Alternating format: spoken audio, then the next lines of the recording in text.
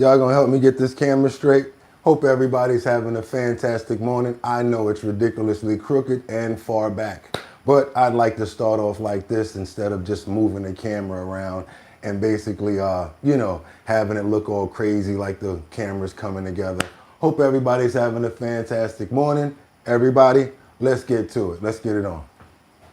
Get this camera straight over here.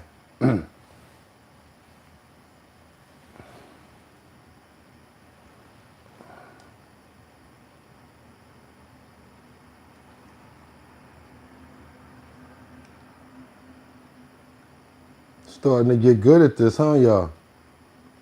I think we're starting to get good at this. I see myself a little chopped out on the other side. How y'all doing this morning? Hope everybody's having a fantastic morning. I know I am. Why? Because I'm here with you. It's time to get it on, y'all. It's time to have a good time. News, updates, current events, and much more. And you know your boy is a perfectionist, so we got to make sure that we get as much as we can up in there straight away. Hope you guys can hear me as well. Let me know how our audio is sounding. That would be greatly appreciated as well. I think we could rock with that if that looks good. I think that looks that's pretty good right there.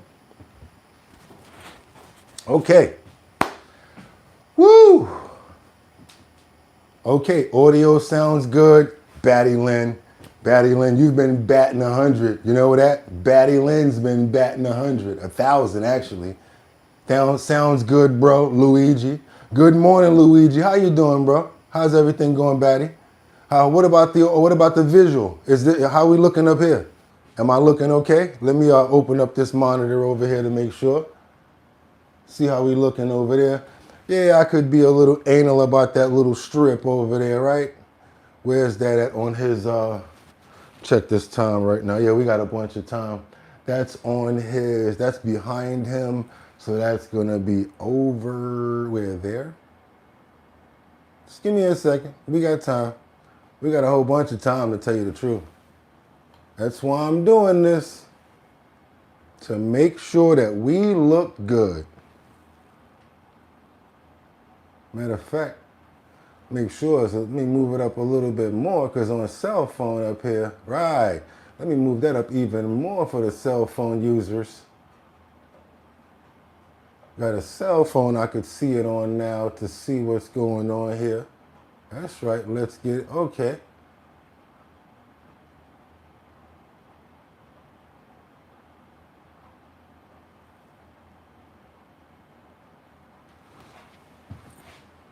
Uh-oh, playing around with the wrong time now.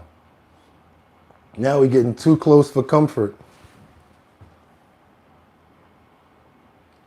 Sorry, you guys, I gotta do what I gotta do sometimes. Okay, so now that means bring it down. Bring it down. Okay, I wanna make sure my cell phone users are good so that you all can see it clear. I don't care about a little crooked, it is what it is on that. 558, okay, we're gonna lift up on, actually, we're gonna be good with this. We're gonna rock with this for today. Yeah, that's what we're gonna do. Hope everybody's ready. We're gonna have a fantastic show, you guys. I already got it set up. It's time to go. I can't play around anymore. Hope everybody is good. Hate to have that big strip open on the top up there like that for some users, but I gotta make sure that my cell phone users can make sure that they can see what's going on here. Trump, now that Maduro has been arrested, what country is next for Trump? Let's get into it, you guys. Pretty dark. Let me turn that around. Looking like I'm kind of dark up in here. Okay. I think we're going to run with that. We're going to run with that. Preparation is everything. Sometimes it takes us a little time to get ready, but that's okay. Want to make sure we all prayed up for everybody over here. See who we got up in the building this morning. I see we got Batty Lynn, we got Luigi, Brian, Casey. Luigi's up in the building, and guess what? Can't wait any longer. I'm ready to go. They're ready to go. I said it's time to start the show. I hope you're ready, yo.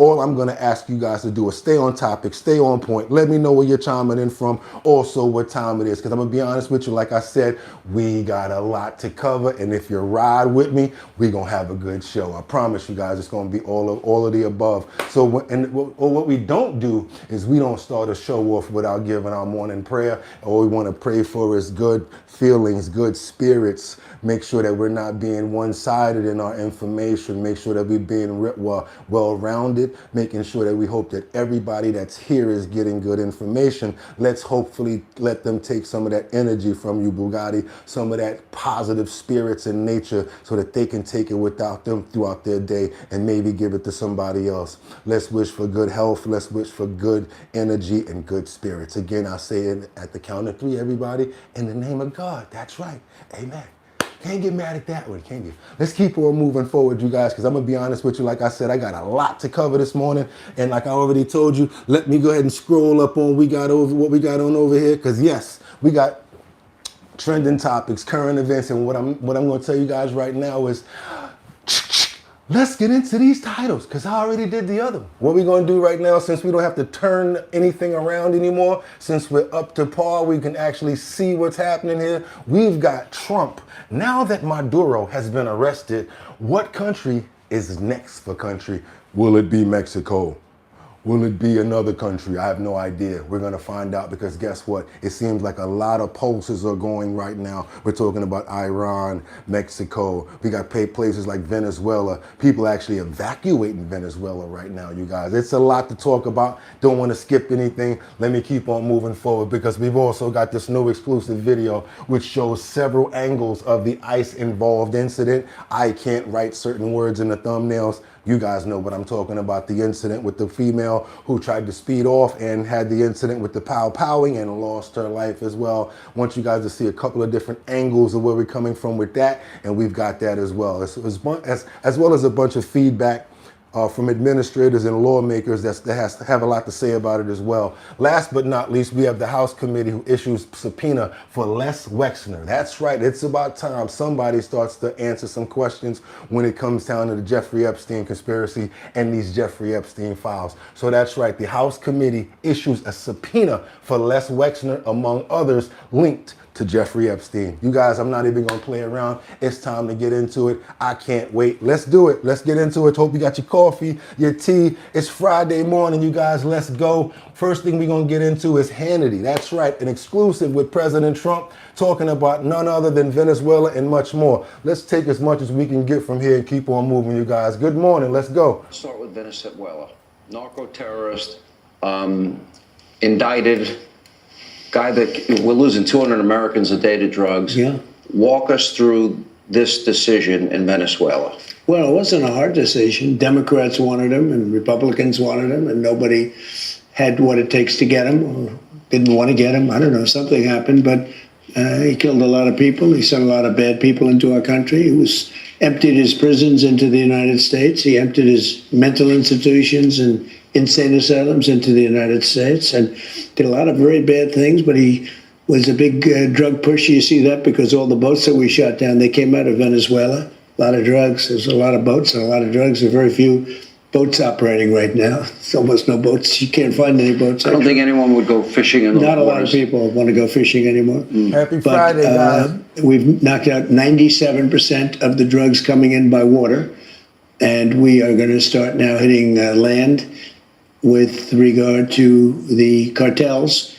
The cartels are running Mexico. It's very, very sad to watch and see what's happened to that country, but the cartels. I really believe that, because Steinbrown seems like she's very scared to do anything, and every time they offer to help, she says no. She doesn't want to be the one to say yes openly, because that means that they're going to go at her. You got to realize something. You can't be throwing stones when you live in a glass house. There's more than one way to angle that. She still lives there. Are running, and they're killing 250, 300,000 people in our country every single year. The drugs, it's horrible. It's devastated families. You know, you lose a child or a parent. I mean, parents are dying too with drugs. So we've done a really good job. We're knocking it down. The numbers are really getting to be, they're always going to be too high if you have one person, but they're going down just like the border. The border was a total mess for years. I did it the first time very quickly, and this time I did it even better because this was a bigger mess. This was a border like no other probably in the history of the world. There's never been a border like that when anybody could just walk into your country. The border's ostensibly really closed now. Closed. You can't come in, and nobody comes. Nobody even tries. And the people in Texas, Arizona, all these places that are won by such big numbers, they are so happy with the border. They had homes that they weren't even able to live in their home. Every day people were knocking on their door, every hour. And it's just a great honor to be involved with it. The ICE and Border Patrol and all of the people have been so good. Tom Homan, Kristi Noem. The people have done such an incredible job. Got to keep on moving. We still got more from the president. Don't go nowhere, guys, because we still got more. Double tap that screen. Let's get those likes up, because President Trump is now talking about moving to ban Wall Street from buying homes. Sounds good. What's BlackRock going to do now? Let's get into it, you guys. I told you we got a lot, stacking 5, and I'm going to keep on going. This morning, a potential game changer in the housing market. President Trump says he wants to slam the door on Wall Street investors buying single-family homes. Increasingly over the last 4 or 5 years, I think America is short essentially like 4 million homes, and that's translating into real affordability issues. Trump announcing plans to ban institutional investors from snatching up real estate and driving up housing prices, saying for a very long time, buying and owning a home was considered the pinnacle of the American dream. That American dream is increasingly out of reach for far too many people. Wall Street said to be blindsided by Trump's move. Companies like Blackstone and other major landlords seeing their stock prices drop. Good. I don't care. We need to be able to buy homes. It's not fair for us. $500,000, $900,000 to get a regular home. What's the American dream supposed to be for people like us? Let's keep on moving forward. Trump pushing Congress to approve the ban, saying people live in homes, not corporations. Senator Chuck Schumer responding, saying Senate Democrats tried to do this last year, Republicans blocked it. At the heart of the issue, affordability for first-time home buyers. The median price of an existing home in the U.S. now tops $400,000, with mortgage rates near 6%. But critics say large investors own just 1 to 3% of single-family homes. The right ones, and they say Trump's proposal does not address other big issues, like the shortage of new building projects and skyrocketing construction costs. We're talking about a really small share of purchase activity and an even smaller share of the overall housing stock when it comes to these large institutional investors. But you're not thinking about the other landlords that own multiple properties when it comes down to the rental properties as well, which makes the housing market expensive, could go even more. The more the demand, the more the prices go up. That's one thing I know, no matter what. The more demand, the more the prices go up. Let's keep on moving forward, you guys, because yes, like I said, we're not stopping. We got to keep on moving. You see what you see behind me there? That's right. That's President Maduro, the captured Venezuelan president, Nicolas Maduro, as he appeared in court. We talked about this the other day, got a little bit of detail, but yeah, I want to just confirm that these were the images of him and his wife coming off the plane, going through, because everybody was asking that question before. And basically, this is the actual footage of them getting off the plane and much more. We actually used it for the thumbnail. Kind of worked out pretty cool. It's a long walk to face the wrath of American justice for Nicolas Maduro and his wife Celia. Dressed in matching tan prison uniforms, they're led in handcuffs from a chopper, headed to their first court appearance, surrounded by heavily armed federal agents. It was an all-hands-on-deck operation getting the captured first couple of Venezuela from a detention center in Brooklyn to federal court in Manhattan.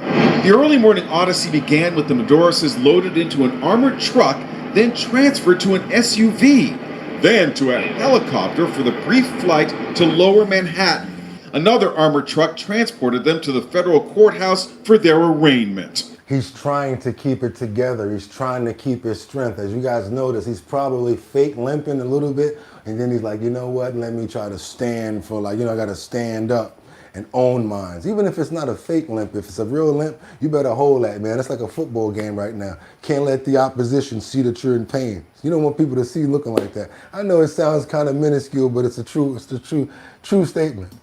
Hold your stuff together, my Security is intense. A ring of steel surrounds the courthouse, where protesters have gathered. who don't know what the HNIC they talking about need to mind their business and sit down, because Venezuelans, actual real Venezuelans, are real happy about that, especially the ones over there right next to you. They got released from prisons and all types of crazy things like that. So we got a lot of mixed emotions from people out here that don't know what they're really talking about. I understand people may not like the president, but the people of Venezuela should be the people that's being listened to right now. And we're going to get into that as well. Let's keep on going. Demanding Maduro be released. Stephen Fabian is there. In an extraordinary hearing, Maduro faced charges of drug trafficking, narco-terrorism, and conspiracy to import cocaine. He told the judge he had been kidnapped. The judge asked, "Are you Nicolas Maduro Moros?" A defiant Maduro responded in Spanish, "I am the president of Venezuela. I consider myself a prisoner of war. I was captured at my home in Caracas." The judge cut him off. "There will be time and place to get into all of this." As for his plea, Maduro said, "I'm innocent. I'm not guilty. I am a decent man." Then the judge turned to Maduro's wife and asked for her plea. "Not guilty, completely innocent," she said. After court, it was back to the Metropolitan Detention Center in Brooklyn, a facility notorious for its conditions and violence. I tell you one thing, khakis and cuffs reveal your real age, boy. You don't seem too tough. You don't seem too tough in khakis and cuffs. It's known as hell on earth and home, if you can call it that, to many accused high-profile detainees. So who else is in there? Luigi Mangione, accused killer of the United... Hey, dead man walking, you keep on doing that, I'm gonna have to get you out of here. We see you saying it, we got what you're saying, but we don't do any, what do you call that? When you keep on writing the same thing over and over, we need to give space for other people's comments, my brother. Thank you so much. Or my sister. Healthcare CEO. He's on the 4th floor while Maduro and his wife Celia are reportedly on the 9th floor in an isolation wing. Sean P. Diddy Combs was also held here during his trial last year. Ghislaine Maxwell was an inmate here, as was the singer R. Kelly. Larry Levine did time That's why I love y'all. No spamming. That's right. Thank you so much. At the Metropolitan Detention Center. He's now a prison consultant.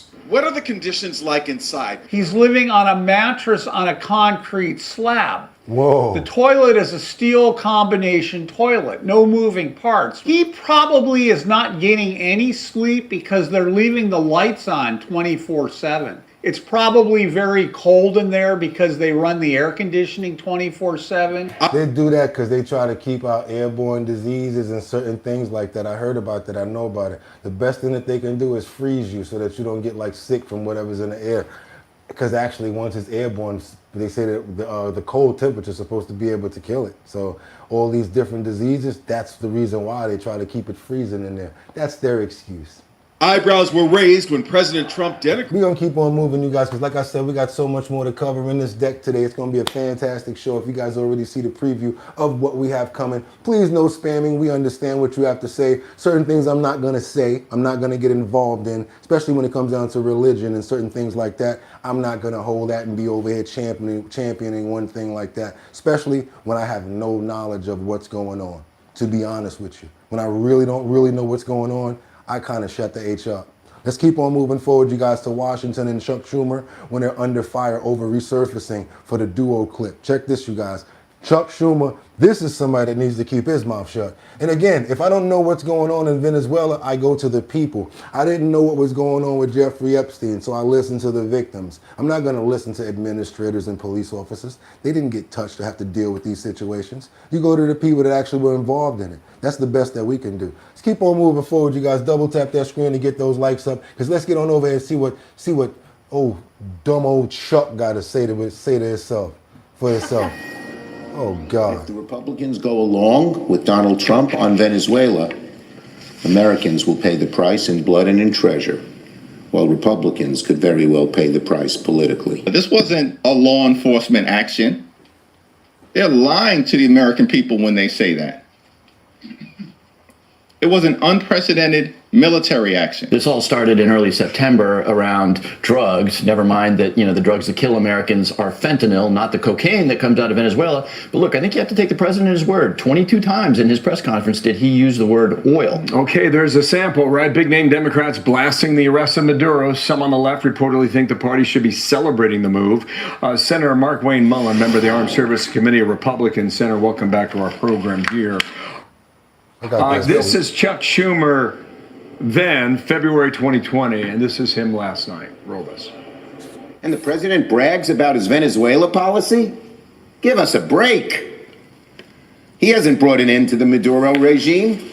The Maduro regime is more powerful today and more entrenched today than it was when the president began. When the United States engages in this kind of regime change and so-called nation building, it always ends up hurting the United States. Which one is it, Chuck? I left the briefing feeling that it would again. Okay, apparently that briefing was in depth, and it went almost 2.5 hours. Hard to keep. That's enough right there. Thank you for those sound bites and them sound clips right there. Because Chuck, you need to shut the hell up. Let's get on over to Venezuela. And now, maybe this is what Chuck's talking about. What do you guys think about this right here? Venezuelans are actually fleeing after the Maduro arrest.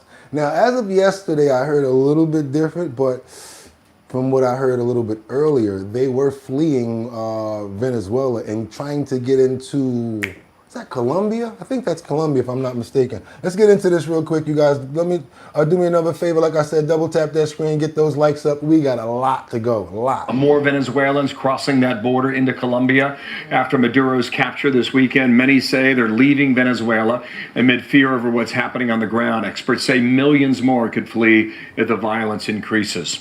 Steve Harrigan back at his post along that border with Colombia and Venezuela at a border checkpoint with more on the reporting from today. Steve, what's happening and what have you seen over the past 24 hours? Hello again. Bill, first news from President Trump, who says Venezuela will be giving the U.S. anywhere between 30 and 50 million barrels of oil. That's about $3 billion worth. The president posting that money will be used for the good of the Venezuelan people and the U.S. people. These people coming out of Venezuela behind me, some go back and forth, but some are leaving for good. And some of those we've spoken with say they've pretty much given up hope at this point. How many years have Cuba, China, and Iran been stealing our natural resources? Either way, we are screwed. I'm leaving, and I'm not coming back. Wow. This Venezuelan government completely depends on oil money. That oil embargo could simply crush Venezuela's economy. If that happens, experts say, millions of Venezuelans could face a tough decision. If the economy can't feed itself, then there are really two alternatives. What happened in the 19th century is that you would have famine and people would literally die of starvation. What happens today, where there is more mobility, is that people just leave. Venezuela's interim president, Delcy Rodriguez, was out and about yesterday. She visited a school and once again called the U.S. military operation a criminal action. Bill, back to you. Wow, Steve, thanks. Great. Okay, we got different opposition and different people saying different things. But guess what you see over here? We play it all. We're fair. We don't just play one side. You guys, whatever they're saying, that's what we're getting. Let's get on over to Russia. Russia. That's right. Tanker was, I can't even say that word, and I'm glad I got stumped on it. Let's get on over to Russia because a tanker was boomed by a Ukrainian drone in the latest showdown. The fleet, this goes back to Putin right here. And I can't even say it. I think they need to get rid of this WAR already, get it over with, because, you know, even though, Russia seems like they're a very rough adversary and they're going hard, Ukraine is really fighting back, and they hit them where it hurts a lot, at their tankers. Look at this. We got this oil tanker that was supposed to be part of Russia's rogue shadow fleet that's been reportedly hit by a suspected drone attack. The Paula-flagged oil tanker Elbus was reportedly seen with thick black smoke coming from its deck as it sailed 30 miles off the coast of Turkey.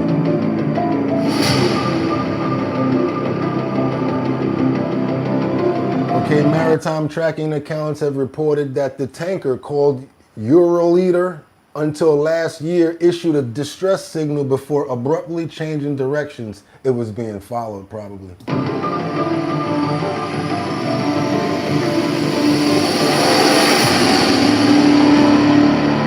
It was reportedly en route to Russia, reportedly, presumably to load crude oil. Uh-oh.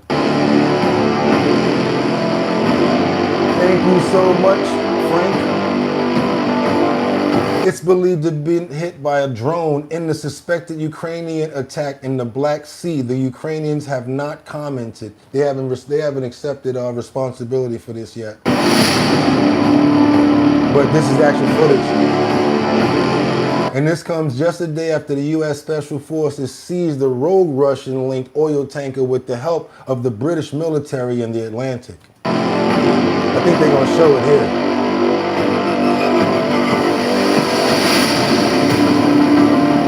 It's on fire. Follows several Ukrainian SBU operations to target Putin's sanctioned evading shadow fleet, such as the attack in December 2025, trying to get it to the point where it's inflamed. There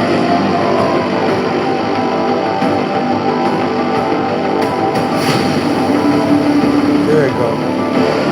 There it goes.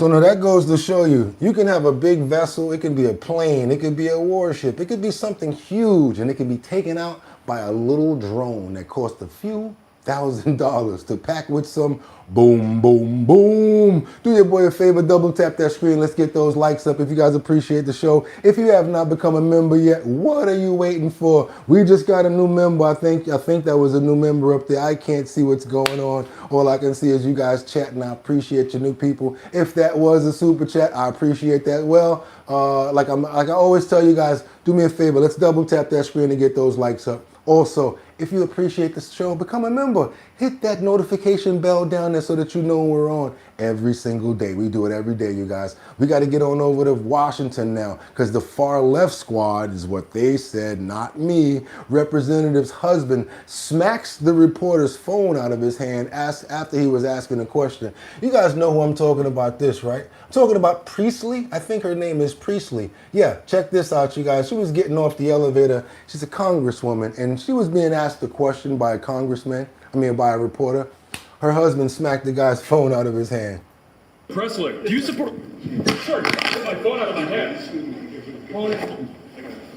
Sir, Congressman Presley, do you support President Trump investigating Somali child care fraud in Minnesota? Congresswoman Presley. Okay, welcome back. That was the husband of far-left Democrat squad lawmaker, Congresswoman Ayanna Pressley. Her husband slapped the phone out of a reporter's hands on Monday after he was asking simple questions about rampant fraud in Minnesota. We should point out Pressley's husband has previously spent 10 years in prison on felony drug trafficking charges. Joining us now from House Ways and Means, Congresswoman Claudia Tenney. Congresswoman, it's great to see you. Well, if you did your history, maybe that reporter should have did his history too. Reaction to this, why can't a Democrat answer a simple question about fraud? We should point out this happened on the same day the Trump White House announced it's freezing $10 billion in federal funds on child care in Minnesota, California, Illinois, New York, and Colorado. What's your reaction to this story? Yeah, well, obviously it's completely offensive to all Americans when you see the type of fraud you're seeing in Minnesota, 200, 300 million, maybe $1 billion or more in these programs that are really designed for needy people with no oversight, many of them through the pandemic era, many not paid attention to by Governor Walz. And that's why Trump is looking in, President Trump and the administration are looking into states with notoriously high Medicaid and high expenses on these programs, like New York's exploding Medicaid, same with California, same with Illinois and also Colorado. And I'll tell you something that's really interesting. The Albany Times-Union, a pretty far-left newspaper in our state's capital, has done stories on the fraud, abuse, and waste in Medicaid, and the fact that Albany legislators, who are, the Democrats run everything, they have they run all houses and the governorship, have refused to do anything about it because they don't want to lose the federal matching funds. Well, Trump is saying, you need to clean up your act, or we're not going to continue to give you that money.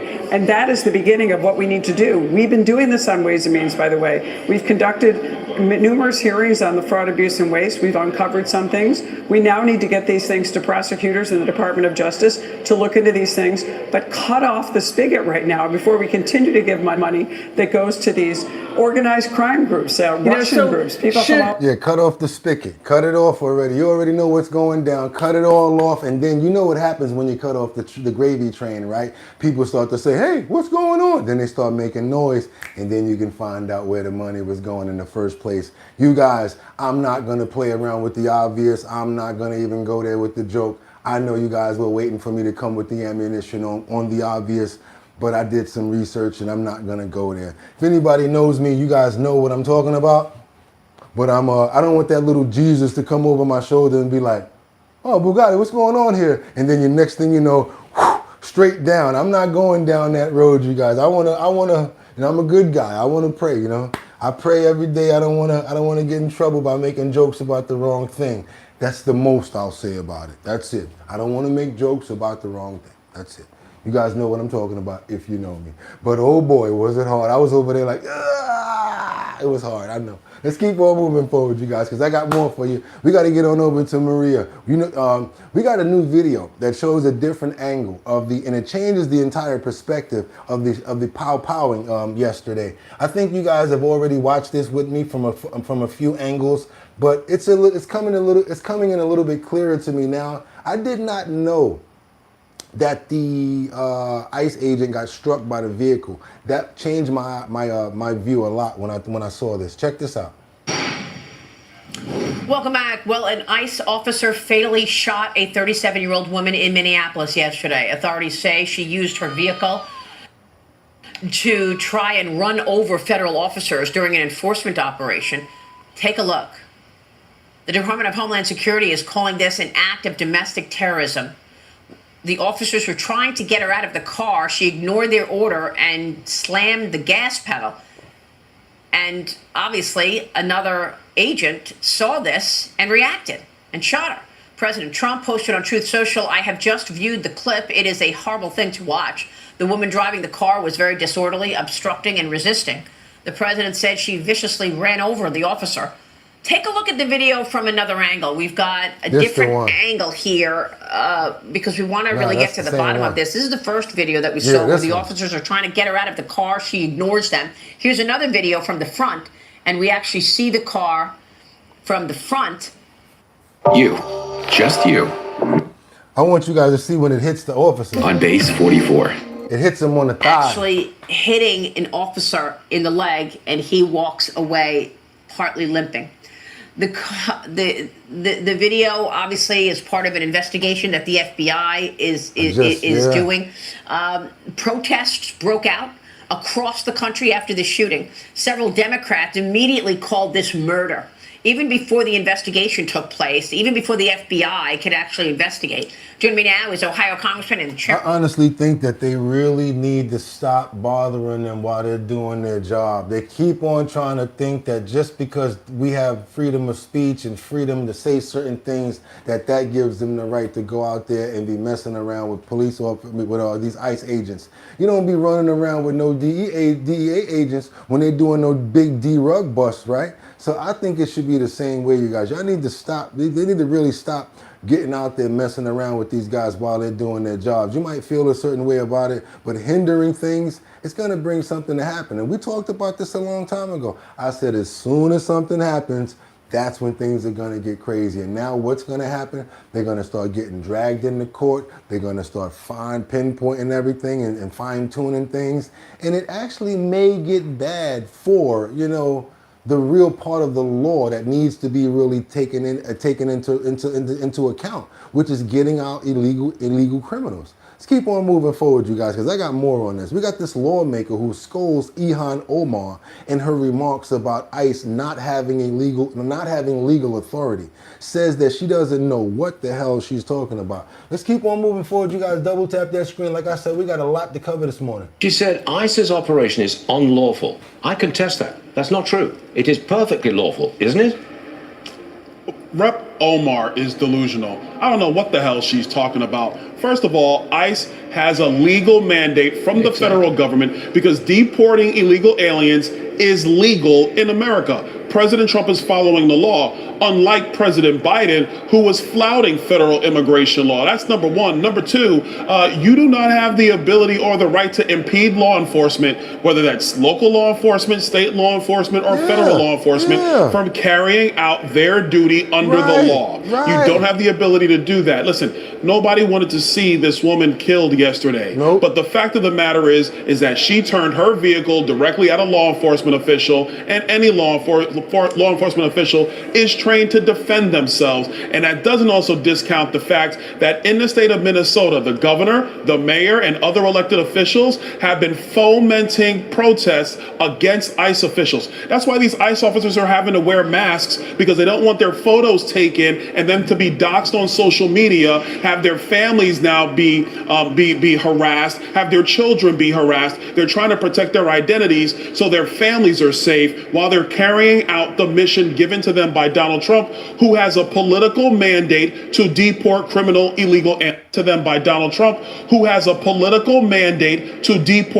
illegal aliens. Rep. Omar is delusional. So is the mayor of Minneapolis. So is the governor of Minnesota. They are wrong. President Trump is right. ICE will continue the mission. That's where this is going to go.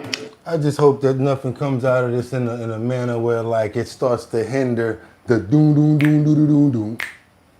Get them! Because, yeah, a lot of people are actually for illegal criminals leaving, especially the ones that are murderers, D-rug, trills, traffickers, the ones that hurt children, the ones that get all of those DUIs and get in their truck and decide to hurt our children in our different states and stuff like that. Hope you guys are with me on that. The ones that really have their heads with them, and you guys know who I'm talking to, and you guys understand where I'm going with this. Let's keep on moving forward now, because we got to get on over to what we got right here. Whoa, yeah, finally got to this part. Finally got to this, and I'm glad about it. We got to get on over to Poland Spring, what it means to steal from Maine. Let's go, guys. Let's get into it right now. We got some situations going on over in Maine. You guys ain't gonna believe this one, boy. Woo! I'm talking about, oh, God.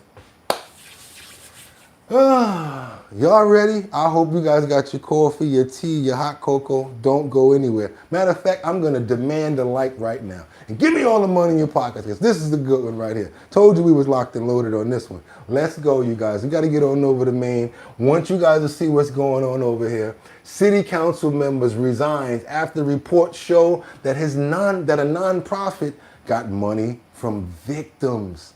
You know how they go out there and say, oh, we need money for this and that, or to help the victims' families. Okay, so they gave them over $6 million. Guess where a lot of that money wound up at? You guys are going to be peed off when you hear about this. Check this out. News Nation investigates the impact can be swift and dramatic. We saw that today as shockwaves reverberated in part from a News Nation exclusive we brought you last night. We told you about how a small community in Maine alleges that money for mass shooting victims instead went to a Somali-linked nonprofit. Well, tonight, less than 24 hours after our report aired, Lewiston City Council member Iman Osman, who is a Somali refugee, is stepping down. He didn't give a reason, but News Nation has learned his nonprofit was one of dozens that received some of that money raised for these shooting victims. Not only that, it turns out Osman has 2 felony gun charges and faked his address. Yeah. News Nation investigative correspondent Rich McHugh. Wait a minute, I want to make sure you guys heard about this guy who's actually who's actually a government official. What did he do again? Let's say it. Turns out Osman has 2 felony gun charges and faked his address. News Nation investigative correspondent Rich McHugh has been digging into this and joins me now. You broke this news last night. How did this unfold today? It's been wild, Elizabeth, and it's still actually unfolding. There's an emergency city council meeting happening right now in the building behind me. They're trying to figure out what exactly to do. So just to reset, Lewiston had one of the worst mass shootings in our country's history. The country rallied behind, raised a bunch of money, over $6 million. There was the Maine Community Foundation. They promised everybody that all of the monies were going to go to the victims and their families. Well, it turns out that about 30%, 1.9 million, went not to the families and victims, but went to nonprofits. And we found that at least 9 of them were immigrant-focused. At least 7 of them were Somali-linked nonprofits. Now, one of those nonprofits is the Lewiston Auburn Youth Network. They received $65,000. The Somali man who runs it, Imam Osman, sworn in as city councilor this week. He stepped down this morning, and so we've done some digging. He's facing felony gun charges He has pled not guilty to that. He ran for city council here using an address that is a condemned chicken restaurant. I went there and looked inside earlier. This is his nonprofit received the $65,000 from the Lewiston Victims Fund when survivors like Jennifer Zenka, shot twice, received a mere $32,000 and couldn't pay for her surgeries. Take a listen. You heard it right, you guys. His address was a condemned chicken store. It didn't really hit me and really upset me until I was in a position with a $93,000 hospital bill that I couldn't cover. What do you think happened here? They raised money for nonprofits on the backs of 18 people who were murdered, 13 people who were shot, and 136 people who escaped their attempted murder. They used that to raise money for nonprofits. In Minnesota, they're stealing from the taxpayers. In Maine, they're stealing from the taxpayers and victims of a massacre. So why they receive this money is just disturbing. Why this man's nonprofit received these monies is a big giant question mark. Why he was even put on the city council here raises even more questions. When Elizabeth, I went to the city clerk today. It took me 2 seconds to get his bond sheet. Back to you. 2 felony gun charges at a fake address that's really a condemned chicken restaurant. Rich, you can't make it up. Thank you for watching. Subscribe below and down. Yes, a condemned chicken restaurant, you guys. Can you believe it? Let's keep on moving forward. Double tap that screen. Oh, I ain't make no mistake by putting this up here. Want you guys to get it. A condemned chicken spot. Let's keep on moving forward, you guys, because we got Congressman Jim Jones, who never seen anything like this. This testimony about Minnesota fraud. They caught it and then opened up the spigot again. Keep on moving forward, you guys. Double tap that screen and get those likes up because we got more. Back, Chair and I recognize Mr. Jordan from Ohio. Thank you, Mr. Chairman. Mr. Hudson, who is Salim Saeed and Amy Bach? Here we go. Here we go. I recognize those names as defendants in the Feeding Our Future trial. They ran Feeding Our Future, is that right? That's correct. And they've been indicted? That's correct. They've been convicted? That's correct. And they're in jail waiting sentences, is that right? As I understand it. Okay, I want to go back because earlier with Mr. Gill, you said that they overlook the fraud. I think it's worse than that. I think they helped it along. I'm going to go to this meeting that took place, or actually I want to go to March 30th, 2021. Is it true back in March of 2021, the Minnesota Department of Education suspended payments to Feeding Our Future, that program? Is that right? I believe that's correct. And then a month later, they resumed payments. That's correct. What caused them to change their mind? In my opinion, what caused them to change their mind was pushback from their constituency within the Somali community who accused the state agencies of being racist. But what caused them to stop it in the first place? Was it whistleblowers coming forward? Was it like this something's not right here? What happened? Apologize for the misunderstanding. The reason they stopped the funds in the first place is because they had credible allegations that there was fraud taking place. From whistleblowers and others. Correct. And just they're doing their job looking, this doesn't make sense. We got all these programs, no one's getting fed, and yet money's going out the door like crazy. So they suspended it. And then they started it back up, right? Was there any threat of a lawsuit from the Somali community and folks affiliated with Feeding Our Future? Mr. Jordan, there was more than a threat. They actually did. They did? And what was the alleged claim in that lawsuit? That they were victims of racial discrimination. Oh, they played the race card, huh? All this fraud going on, money going out, and they played the race card. Now, was when I talked about not just overlooking it, there was a meeting that took place between the Attorney General and affiliates of Feeding Our Future. Is that right? That is correct. And what happened at that meeting? Do we know? We played the video. Yeah, we do, because we have it on tape. There was an audio recording made at that meeting that was entered into evidence in the Feeding Our Future trial, and it was later revealed through work from Center of the American Experiment, the full recording. And my observations of what took place in that meeting was that Attorney General Keith Ellison was focused on one thing and one thing only, and that was keeping these folks in business. There were no questions that he asked of these folks about how the kids are doing, the operation, how they're getting fed, who's being helped. Instead, the focus was entirely on ensuring that the money continues to flow. And I'll add that he went so far as to say that he was going to fight these people in reference to the state agencies. The state agencies are his client. Yeah, and when you said money's... Keep on moving forward, you guys, because yesterday, I know you guys, you got to stick with us, because we do follow-ups on all of our stories. Yesterday, we played the actual audio of them saying, we need people like you. Don't worry, we've got your back. Got your back with that funding, making sure that your campaign is going to be straight. They have ways to get that money to them. Don't think them brown envelopes ain't still floating around at the way that they used to be floating around and on the wire. Do your boy a favor, double tap that screen and get those likes up. I'd really appreciate it. Also, if you have not subscribed to the channel, what are you waiting for?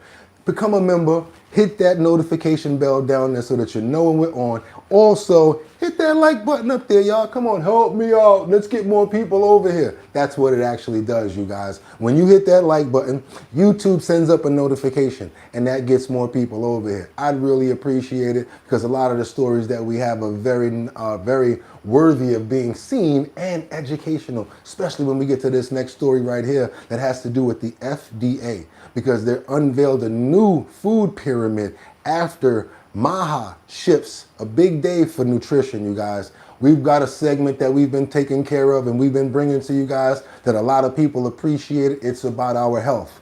We got to get on over there and talk about that as well. What do we need to be eating? What have they told us in the past that may not have been the right information? I think we all deserve to be enlightened on this information here. Largely flipping the old food pyramid upside down, releasing new dietary guidelines promoting whole foods, lean protein, fruits, and vegetables. Today, the lies stop. The new guidelines recognize that whole, nutrient-dense food is the most effective path to better health and lower healthcare costs. The new framework centers on protein and healthy fats, vegetables, fruits, and whole grains. FDA Commissioner Dr. Marty Makary joins us now to discuss this. Good morning to you. I like this. Good morning. Makes a lot Good of morning. sense. So yesterday, big day for America when it comes to food and nutrition. What exactly is the takeaway? What is the message y'all want to tell America? Well, Ainsley, you're right. It was a big day for school lunch programs, for school districts, houses of worship, food served at military bases, people trying to figure out what should I be eating. And we have ended an era of medical dogma where in the past, the only thing that has been recommended is to avoid fat. And fat was the boogeyman for really no good scientific reason, except that it was the dogma passed on generation to generation. We are no longer recommending high cereal, bread, grain, pasta, food pyramid base. That is the big part of the food pyramid. We are moving on to a scientific-based approach to say we need more protein. There's not enough protein in the diet of the vast majority of kids. We've increased the protein guideline by 50 to 100%. You want whole grains, that is grains bound to fiber, fruits and vegetables, and there's nothing wrong with fat. You don't need to serve kids low-fat foods like low-fat dairy. These are natural, healthy, saturated fats, and we say that in the report. If you look at that pyramid right there at the top, bulk up on the meat, bulk up on vegetables like broccoli and carrots. And then in the middle, you have the avocados. At the bottom, you have bananas. And at the very bottom, you have the whole grains. But all of that is good. But when it comes to percentages, we have a wall up that we can show you, Dr. Makary. Will you explain this to us? You say to prioritize protein, 1.2 to 1.6 grams per kilogram of body weight per day of protein, dairy, and healthy fats. So meats, fish, there's salmon there, and there are eggs. What exactly does that mean? Because most of us don't understand kilograms or grams. How many pieces of meat? And a lot of people can't do this because they broke as a joke. Yeah, I'm gonna be honest with you. I wish we could afford a piece of steak or some salmon in the morning, or making sure that we get some eggs and all that broccoli and all of that stuff spread out with all of those natural grains and that, what's that, some English muffins with that butter spread on it. We would love to do that, but our budgets say, no, no, no, no, no, you can't afford that. Maybe if they make the food a little more affordable, maybe we can. Maybe we can. You gotta be careful with them black beans too. You gotta be careful with those black beans. I just found out the hard way. Boom! Should we eat a day? How many eggs? I would think of it in terms of 2 grams of protein per pound that you weigh. Since most people don't talk in terms of kilograms, the old guideline was 0.8 grams of protein per kilogram you weigh, and we've increased that to 1.2 to 1.6. That's about a 50 to 100% increase.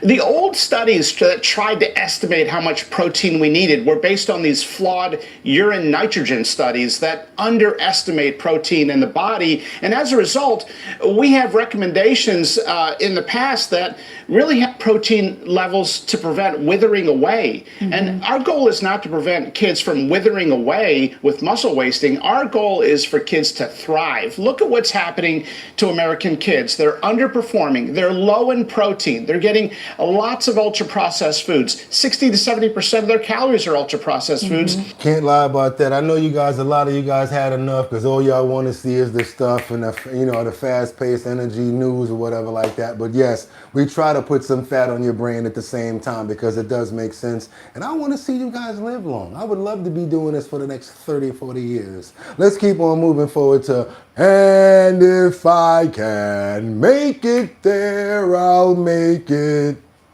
Anywhere, it's up to you. New York, New York. But not in the Bronx, even though that's where they sing that song the most. We got a follow-up story. It's a sad story about the Melrose situation where police arrest the suspect in the deadly Bronx stills nabbing on Melrose. Many people are shaken up about this story right here. This is the 53-year-old security guard that was on his way to work.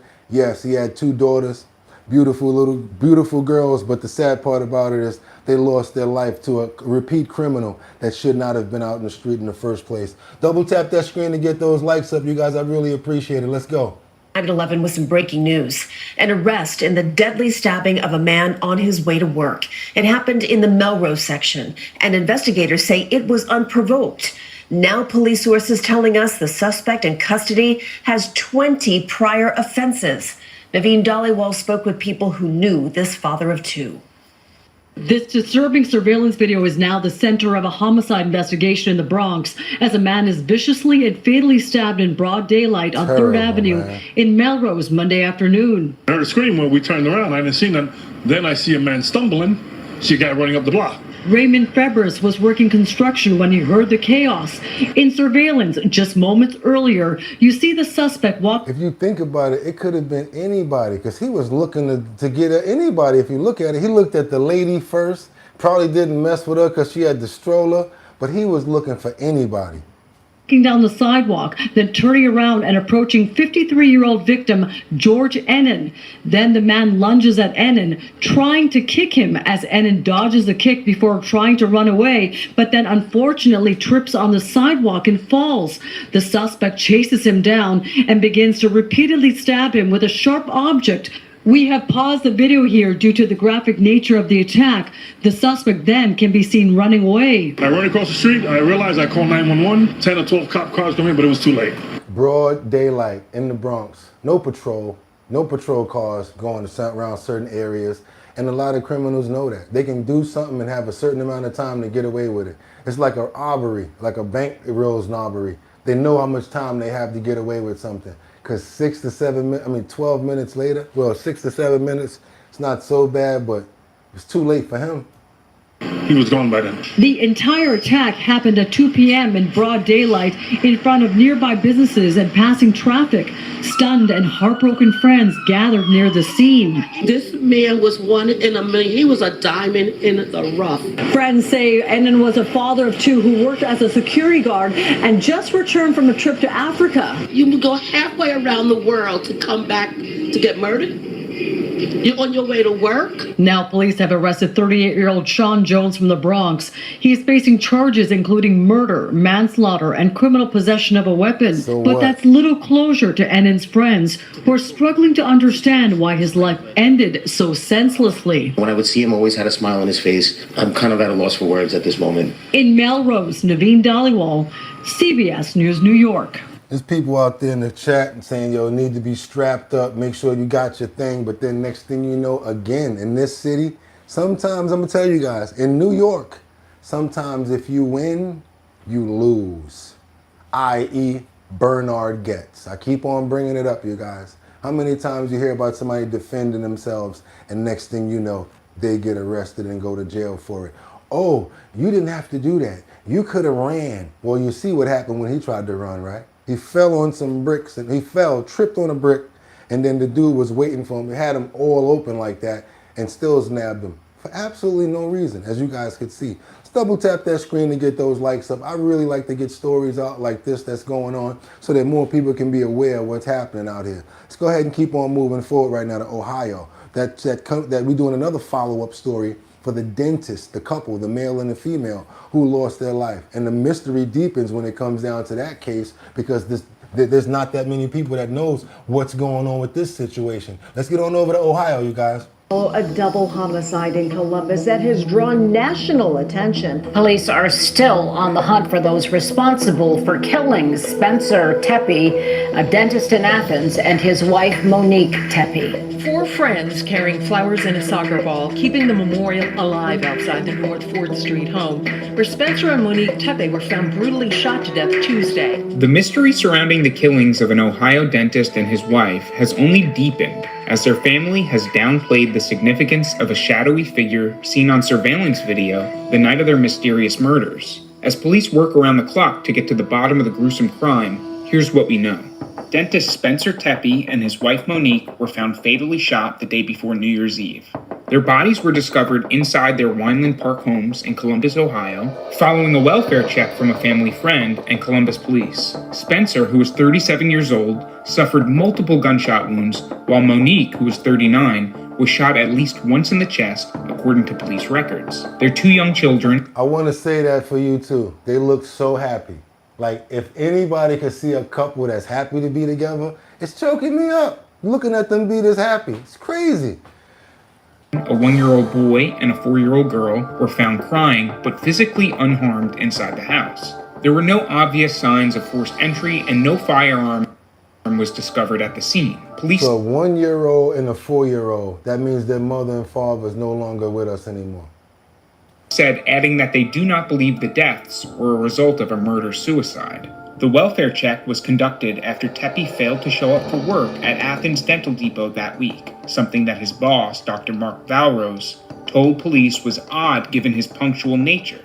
This individual, Spencer, works with me, and he did not show up to work this morning, and we cannot get a hold of him or his family. Like, he is always on time, and he would contact us if there is any issues whatsoever. I just don't know how else to say this. Like, we're very, very concerned because this is very out of character. Several co-workers drove to Tepe's home on December 30th and insisted a welfare check be conducted after they heard children crying inside. After they had the children inside, they went inside and found them in there, and they're still trying to find more information about the people that probably did this, you guys. So yes, we like to get information out like this, the story out. Hopefully somebody knows something. It ain't snitching when it come down to something like this. Come on now, 1-year-old and a 4-year-old. What happened, you guys? If anybody got any information, please try to get in contact with the Ohio police and let them know what's up. We got to keep on moving forward to Florida. We got a man who was charged with an unprovoked attack on an elderly man in his 70s. And I'm going to tell you just like this, that's when I would have got arrested. They say, go on vacation, come back on probation. I would have been okay with this probation right here. Because this dude right here, I've been holding this for 2 days, actually 1 day. I'm glad I'm able to bring it up in the queue right now. He need his ass whooped, and I would have been the one okay to do it. I'm not even gonna lie. Police, wait for me right there.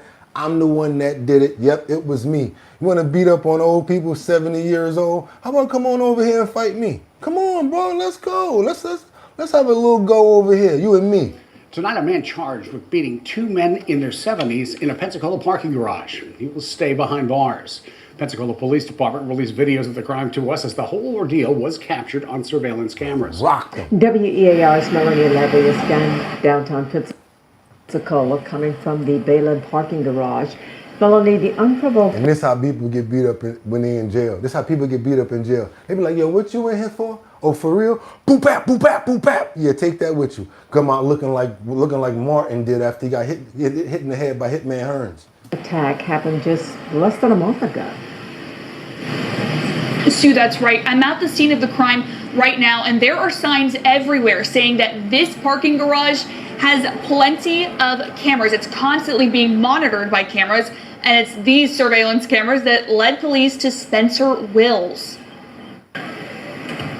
On December 8th, 33-year-old Spencer Curtis Wills allegedly shoved and beat 2 older men at the Balin Street parking garage on Palafox Place, even yelling at one of the victims, quote, "Do you want to die?" The Pensacola Police Department took Wills into custody on Tuesday evening. He made his first appearance before a judge on Wednesday afternoon. Mike Wood with the Pensacola Police Department credits technology with helping them solve the case. We have video coverage in that garage, very good quality video. We were able to put that out to This is in Pensacola, you guys. The media as quickly as Florida. we could to help us work on this case. And thankfully, we were able to take him into custody. It was these surveillance videos from the parking deck that led investigators to identify Wills. The victims in this case are 71 and 79 years old, and police say they were left with severe head and face injuries after the incident. So basically, he out here beating up on people's grandparents. I hope they let people know in prison what you in jail for, Willis, because they need to whoop your ass for real. And guess what? After 3 minutes, they let us curse now. They need to whoop his ass. They need to jump on him seriously. Let's keep on moving forward. I don't care what nobody say. He need his ass whooped. Let's keep on moving forward. What do y'all think? Y'all don't think so? 71 and a 79. Look, somebody in the comments said, oh, they will. Look, damage facts. Yeah, he told them to do violence. So yeah, he involved criminal. Oh my, what a coward. He'll become a woman in jail. There you go. Is Buddy in jail? Yes, he is. Anybody want to know? I'm giving all information that I can. Yes, he is. If that was my granddad, I would be. That's what I'm talking about. That's exactly what I'm talking about. Imagine him trying to do some shit like that to your grandparents. Oh, okay, woosah. Woosah. Because I can't take all these stories in and own them. Can't do it. Let's keep on moving forward, you guys. Let's go over to Washington, where the DOJ says over 5 million Epstein-related documents are under review. That's right, you guys. Y'all know it ain't over. It ain't over. Thought you didn't like the beat. Nope, we're going to keep on moving forward because we got more to give you. Let's go. The DOJ still has a mountain of Jeffrey Epstein material to review. More than 12,000 documents have already been released, but over 2 million others remain under the microscope. Now, the DOJ was expected to release everything on the convicted sex offender by December under a law passed by Congress late last year. Officials, though, now have more time to sort through the papers, photos, videos, and audio files stored in the FBI system. Okay. I'm glad that was a short clip. And honestly, I'm glad it brought us all up to date on what's going on with the files, because that's about it. Unless you're talking about this next clip that we got over here when it's remembering Virginia Giuffre, the Epstein accuser who brought all of this down, including Prince Andrew. You guys, like I said, we've already finished this book. I did myself. So if we have any members here that's been here for longer than 3 months and you guys would like to read this book, you guys got my email address. All you got to do is pay for the postage and I will send it to you. I'd like for everybody to probably even share the book or whatever. Maybe, send it around a couple more people. I've already read it, plus I've got it in a digital copy. So if anybody wants Nobody's Girl by Virginia Giuffre and you've been a member for 3 months or longer, Casey said he was good. He's already got one. Liberty, I'm sure he's probably going to share with you. Anybody else? Anybody interested? Rebecca Lanyan Bueno? Anybody else? I have no problem with sending it to you guys so you can get a good read and know what's going on from a more in-depth perspective. This way, when you're looking at these clips, you'll really get a more retrospective idea of what's going on. We got a clip right here. This is Tina Brown, who was a reporter, and we like to go back because those are the people that can tell us what's been going on. Tina Brown was a reporter who reported on the Jeffrey Epstein story, and he was pretty peed off one day, wound up in her office. I'm going to let her tell you what he said. Let's keep on moving forward. You guys double tap that screen to get those likes up. Let's go. The 2010s, when you oversaw the Daily Beast, you ran one of the first national series on the Epstein stories. Yes. And you noted, after you wrote about that period, that they didn't really stick at the time. They didn't. I mean, when we published Conchita Sarnoff, who was a campaigner for sexual trafficking, she brought the story to us. We were the very first to run the piece about the sweetheart deal between Acosta, the DA, with Jeffrey Epstein, where he got a sort of, light slap on the wrist punishment. Who then became, of course, Trump's labor secretary in the first term. And so we ran that piece, and then we ran the other pieces. And Epstein, as I write, came in to the offices of the Daily Beast and tried to stop me running it. So we're going to get rid of Terry Cone 6703. Terry Cone 6703, you can leave. Let's go ahead and get Terry Cone up out of here with all the face. I want to see him leave. I want to see them leave as we're doing it. Come on, let's get him out of here before they even leave the chat. I want to see him just get out of here with all those smiling faces. Terry Cone, you're out of here. Let's go. I don't splice anything. I play the game the way it's supposed to go. So Terry Cone, goodbye. You have a good day. Let's keep on moving forward. I never know to this day how he got past security because nobody said Jeffrey Epstein was coming up. But I got back from the art department where I was working, and there he was sitting there with his very cold, dead eyes. And I said, "What are you doing in here?" And he just looked at me and said, "Just stop. Just stop." And it was a very chilling encounter. I said, "Jeffrey, if you have something to say, say it to our lawyers." We escorted him out. He didn't follow up. Why didn't he follow up? Well, he decided, I think, instead he would go on a kind of blitz about his philanthropy, which he did. I mean, from that day, he was sort of constantly sending out releases about all this philanthropy he was doing. And I think he thought he'd sort of got away with it. What changed, of course, I think, was Me Too. Yes, because after a while, when somebody's stepping in like that, you probably get a little nervous and be like, maybe I should go to the next story. Let's keep on moving forward because, yes, as I was telling you guys about Virginia Dufresne, the one who started the peeling of this onion, the Jeffrey Epstein saga and this situation, I wanted to tell you guys about this clip right here. And again, anything that I can find, I like to bring up. And I'm kind of a little bit really deep into this story. I've been finding, like, going behind a lot of different people's history of how they lived. And just want to be honest with you guys. Once you finish reading this book right here, you realize that this girl really didn't have too much help. Ever since she was a child, I'm talking about even her own father allegedly touched her in certain manners that no father should. Even when she got married, there's been alleged that her husband, the last one, had put his hands on her in domestic ways, allegedly. So it seemed like Virginia Dufresne had a real rough life. And some people can really see things like that and use it in a negative manner, which is what many people believe Jeffrey Epstein and Ghislaine Maxwell did to her. Let's keep on moving forward, you guys, with this small clip here. A lot of people have always said, why did she stay for so long?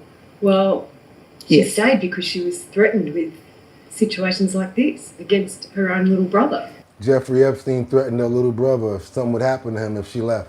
Yeah, absolutely. I think that the reason behind her staying is multi-layered from her own accounts, and that is, prominent foremost. Because a lot of people say, oh, why did she stay? Or she was grown, or she took the money. Yeah, maybe you guys can get a little understanding of what's going on if you understand someone's life. But also she'd been schooled into believing that this is all she deserved. Oh, okay. That she had a history of being shown that all she was good for was to be sexually abused by... Oh, you were being sarcastic, Terry. Okay, my bad. I'm sorry, because I'm like, y'all know, and you know what, Terry? You need to go ahead and get your membership back, because when you're not lit up, I don't know it's not you. So if you need a little bit of help with your membership, let us know. If I got to do something, because normally I know Terry. I'm like, it confused me yesterday, to be honest with you. Sorry about that. Older men, and well, it turned out the allegation was by women also when Ghislaine Maxwell was in the picture. But she was primed to be a victim of Epstein's, is how she put it. Because I said to her, this happened to you in your very first encounter with Jeffrey Epstein and Ghislaine Maxwell. And she said, yes. And I said, I know it's an awful question, but why did you go back? She got dropped home after it by their driver, but she went back. And she said, Tara, all my dreams evaporated in that moment. I felt stupid for thinking I could dream and that somebody would make my dream come true, and that was to be a masseuse. And she thought, this is normal. This is what normal is. This is what I have to do. This is all I can do. Because every time she encountered adults who promised her anything, they did that to her. Oh, Yeah, and reading the book, that's what you get from it. I'm not gonna say she was 100%, not a fibber or told all of the 100% truth or whatever. But when you've been raised up as a child with your own parents putting their hands on you in certain ways, and your mother not wanting you allegedly, and then even all of the people that's been around you putting your hands on you, you can't really expect anything good from people. You get a little turned off, and especially when it seems to be one specific sort of adult or male that's doing this to you. Guys, let's keep on moving forward, because now we got, where we going with this right now? We got to keep on moving forward. Let's double tap that screen to get those likes up. Again, Terry, hope you're good. We got this last clip I got to bring up in this category, which is the House Committee who's issuing a subpoena. I know I had another one that's very important that I want you guys to see. Finally, Les Wexner is being subpoenaed. Let's see what he has to say about the situation. Let's go, guys. Congress has secured a subpoena for Central Ohio billionaire businessman Les Wexner. This is related to the Jeffrey Epstein investigation and Wexner's close ties to Epstein. A House committee is asking Wexner to sit for deposition right now. In a statement, a Wexner legal representative says, quote, Mr. Wexner will cooperate fully with any governmental inquiry into Epstein, just as he did regarding the U.S. Attorney's investigation into Epstein, in which Mr. Wexner was told that he was neither a co-conspirator nor target in any respect. Virginia Giuffre also said that while she was, Les Wexner. So yeah, that's who, another person that's supposed to be one of the Jeffrey Epsteins in that list of rich, powerful people, Les Wexner, you guys. And we're going to see if he actually shows up. I guess, you know what, you can't, I don't know if he can be like the President Clinton and Hillary and tell them that he won't show up. I don't know if he can deny it. We're gonna look forward and see if we get some questions or information from Les Wexner. Also, you guys, we got a 5 gift membership. That's a gift membership right there coming in from J Cricket 2554. Terry, go grab one of those gift memberships right there from J Cricket. Go ahead and get your glove back. Do your boy a favor so I know who the HE double hockey sticks you are. Okay, y'all, let's keep on moving forward, because like I said, we got a lot more to get into, and I don't want to hold anything up, especially when it comes down to someone that I miss and I feel sorry about that they're no longer here with us. Rob Reiner. I used to be a very big fan of Rob Reiner. Even to this day, I watch All in the Family clips. And it just bothers me to know that he's no longer here and the way that he lost his life. Yes, I keep on telling you guys, I have no remorse for the child or the person or the nephew or the grandson who's sick in the head or whatever. I feel more for the person that I'm supposed to, the person that lost their life in the situation. So you guys might be like, oh yeah, but that's his son and it's and that. I don't give a HELL hockey sticks in that. That's the way I feel about it. If you have a family member around you that is a little bit imbalanced, that may fly off the deep end sometimes, I'm not the type of person that's going to tell you to, oh, work with them, show them love and all of that, especially if they've already come at you in a way that's going to, threaten your life or your safety. I'm not going to be the one to do that, because things like this happen. So many times we're hearing stories about, oh, they love their grandson, but he set the house on fire. Malcolm X's great-grandson. You hear about, oh, the father in this. Next thing you know, pow, pow, Marvin Gaye. I'm not dealing with no cuckoo family at all. Y'all crazy? Get the hell out of here. And if I got to carry whatever I got to do to make me safe around you, I'm going to do that. All of that, oh, he's my son. I know he's got an imbalance or whatever like that. And look what happened. That's how I look at it. Sometimes you got to cut family off too. We got some information over here from Nick Reiner's his attorney, who's basically not going to be his attorney anymore. I think because he can't fund it. He don't have the money to pay for this lawyer right here. And I also don't think that he should be able to access his parents' money for any legal defense, even though people are saying he didn't do it. Right now, y'all should figure that out another kind of way. If you got your own dough, pay for it. But I don't think that his parents, the victim, should be paying for the defense of the person that possibly took them out. I think that's stupid. Let's keep on moving forward, y'all. Double tap that screen. Is not guilty of murder. Whatever. Print that. Print that. That was Alan Jackson's emphatic statement just minutes after announcing his decision in open court. With Mr. Reiner's understanding and consent, would ask to withdraw as counsel of record. We feel that we have no choice at this juncture but to withdraw as counsel and ask to be relieved. Jackson, who has repped stars like Kevin Spacey and won an acquittal in the sensational Karen Reed trial. Not guilty. Stepping aside from the Reiner case, speaking out after making the shocking announcement. I'm legally and I'm ethically prohibited from explaining all the reasons why. We know that the legal process will reveal the true facts of the circumstances surrounding this case. The only time we heard from Nick himself was when the judge appointed a public defender in Allen's place. Do you waive your right to be arraigned today? So now why would you go from a paid lawyer to a public defender? Let's be smart, people. We're not stupid. He couldn't afford it. Good. And let me go ahead with it just in case to cover another area. I hope that what they're saying is the truth. I hope and pray that he did not do this to his parents. Because only a monster could do something like this to their own parents. So I hope that he didn't do this. So that your matter may be continued to February 23rd, 2026 for arraignment? Yeah, I agree. In the few words that he said, he seemed coherent to me. He seemed to really take in the crowded room. Our special correspondent, Melissa McCarty, was inside the courtroom as the drama unfolded. You got a good look at him. Can you tell me what you saw? I did. So Nick Reiner was wearing a brown jumpsuit. He was not wearing that suicide vest that he had on last time. And then a few times throughout the about 30-minute proceeding, he looked around the room. He was engaging with his attorney, smiling. To your knowledge, was there anyone from the Reiner family that was in court today? To my knowledge, there was not. Today, the New York Times reports a source as saying Allen's departure had nothing to do with his performance. The Reiner family told the paper they have the utmost trust in the legal process and will not comment further.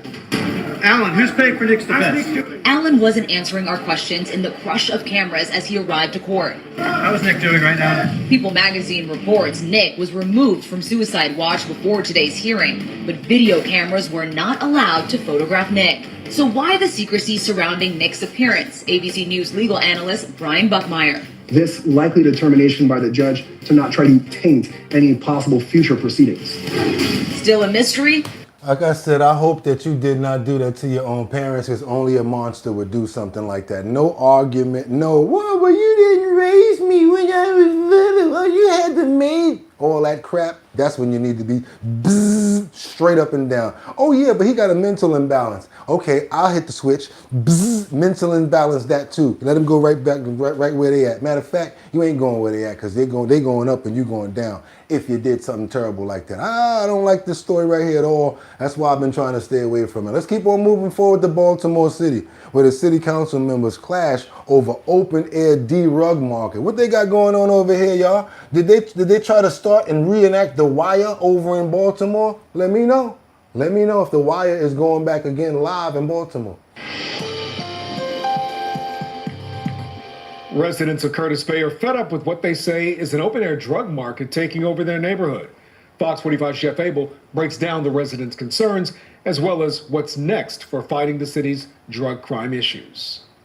On many street corners in this city, dealers are hardly bashful about peddling their drugs. And now there's a tug-of-war at City Hall over how to deal with it. In Curtis Bay, residents complain drug dealers have consumed the community, peddling drugs on public streets and in private yards, even on front porches. You want to take that somewhere else, bro? What happens is people don't want to buy homes. Businesses can't operate. At a public safety hearing at City Hall last month, City Councilman Mark Conway pressed the city's crime fighters for a plan to eliminate Thank you, Ms. Swanza, for the membership. Yes, we do have takedowns. Yes, we do address addiction. But no, we do not address an expectation of an open-air drug market. Saying that we don't have a plan to address open-air drug markets is misleading. A representative from the mayor's office took aim at the councilman's efforts to dismantle drug markets. We have a response to address that issue, right? Essentially, I'm telling you it's insufficient. Disrupting is not the same as dismantling permanently. That's the difference. It's up to this. Disrupting is not the same as dismantling. And I'm gonna tell you right now, I don't know nothing that they're gonna be able to do in 1 year to try to clean up all the stuff that's going on in Baltimore. They lucky they're getting this far, because what I heard, they got functioning addicts out in Baltimore, from what I heard. Let's keep on moving forward, you guys. And if you appreciate the content, let's double tap that screen to get those likes up. Your boy is working right now. I told you we got a lot to cover. Hit those likes. Give me all the money in your pocket. I want some damn Starbucks now. I'm just kidding with you guys. All I need you to really do is hit that like button so we can get more people over here. I really would appreciate it. And if you have not subscribed to the channel, what are you waiting for? Become a member like Miss Swans and those other guys that always here, that always show support to the show. I really would appreciate it, you guys. Now, again, we got to go back over to if... I don't know how you're going to do it, but if Frank was still alive, he'd be tired of singing this song. I want to wake up in a city that doesn't sleep and find I'm king of the hill, top of the heap. That was my joint right there. But you know what, you guys, it's not like that in New York. But if you can make it here, you sure can make it anywhere, with all of the different crime that's going on the ground, all the stuff that's happening in the subway. Take this story right here from the Bronx, where this man said he was terrified. His store never got robbed. All of a sudden, let me get all that from out the register. He got so scared, he let the whole front of the register go. Walked in the back like, yo, y'all go ahead and take what y'all want. And I gotta say, it's the smartest thing to do when you're being approached by people with pals. The bodega owner I spoke with says in 12 years he's owned the store, he hasn't had any issues, and now he's calling on more officers to patrol the area. Oh, no patrol. But Bugatti been saying that for a year. 3 masked men are seen on surveillance video entering the bodega. Looking like Juice. Yo, Steel, here they come. Yeah, looking like Juice. One man grabs the clerk's hand, another moves to open a door to get behind the counter, while a third points a gun directly at the clerk. The owner, who did not want to be identified, tells us in Spanish he was terrified, saying this was the first time anyone had ever pointed a gun at him. The robbery and this is your own people right here. Your own people robbing you. Happened Tuesday night around 11:30 p.m. on Home Avenue. The clerk tried to lock himself behind the counter but wasn't able to do it in time.